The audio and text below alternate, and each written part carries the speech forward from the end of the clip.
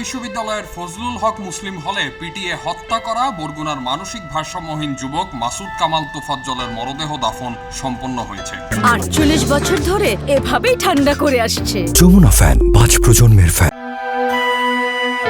২০ September তোফাজ্জলের গ্রামের বাড়ি পাথরঘাটা উপজেলার কাঁঠালতলী ইউনিয়নের তালুকের চরদুয়ানিতে সকাল ৯টায় স্থানীয় মাদ্রাসা মাঠে জানাজার পর সকাল ১০টায় পারিবারিক কবরস্থানে বাবা, মা ও ভাইয়ের কবরের পাশে তাকে দাফন করা হয়। তোফাজ্জলের জানাজায় হাজারো মানুষের ঢল নামে। জানাজা শেষে তোফাজ্জল হত্যাকাণ্ডে জড়িতদের বিচার চেয়ে মানববন্ধন করেন স্থানীয়রা। এটা ছেলেকে নির্মমভাবে পিটিয়ে হত্যা করেছে, কিভাবে মারেছে আমি দেখেছি ভিডিওতে। এবার মানুষের তাদেরকে মা বা ভাই বোন কেউই নাই, আল্লাহ তাদেরকে বিচার করে। 2 লাখ টাকা পাঠান, নাহলে কিন্তু আরে মারিয়ে ফেলাম। এটা বলছে ফোন দিয়ে একটা ফোনে। হ্যাঁ, এই নাম্বার বলছে। আর বলছে যে আপনি ওই আপনি সঠিক কথা বলেন, আপনি কে হন? আমি ভাবি। তাই আপনার নাম কি? আমি বলছি। তাই আপনি করছেন, আপনার ফোন কিন্তু ট্র্যাক করা হইতেছে। ঢাকা ইউনিভার্সিটির মতো জায়গায় নির্মমভাবে হত্যা করা হয়েছে। আমার বিশ্বাস যে এই অভিযোগে অভিযুক্ত তোফাজ্জল হতে পারে না, কারণ এই তোফাজ্জল দীর্ঘদিন পর্যন্ত এলাকায় চলাফেরা করেছে।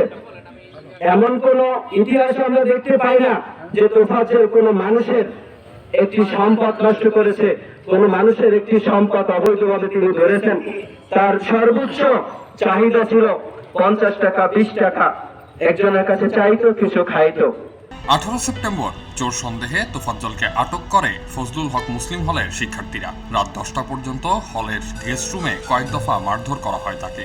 এক পর্যায়ে ক্যান্টিনে বসিয়ে খাবারও খাওয়ায় শিক্ষার্থীরা। এরপর আবারও মারধর করা হয়। এ সময় তোফাজ্জল অসুস্থ হয়ে পড়লে মধ্যরাতে তাকে হাসপাতালে নেওয়া হয়। সেখানে কর্তব্যরত চিকিৎসকরা তাকে মৃত ঘোষণা করেন।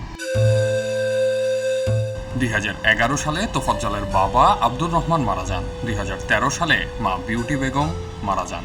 এরপর 2023 সালে ভাই পুলিশের এএসআই নাসির উদ্দিনও মারা যান। একের পর এক মৃত্যু শোকের মধ্যে দিয়ে যেতে না যেতেই তোফাজ্জলের প্রেমিকার অন্যত্র বিয়ে দিয়ে দেন তার প্রভাবশালী বাবা এবং মেয়ের বিয়ের আগে সন্ত্রাসীদের দিয়ে মারধর করান তোফাজ্জলকে। এরপর থেকেই পুরোপুরি মানসিকভাবে ভারসাম্যহীন হয়ে পড়েন তোফাজ্জল। এলো মুক্ত চিন্তার স্বাধীন দৈনিক খবরের কাগজ। এখন খবর হবে নিখাত, নির্ভীক, নিরপেক্ষ।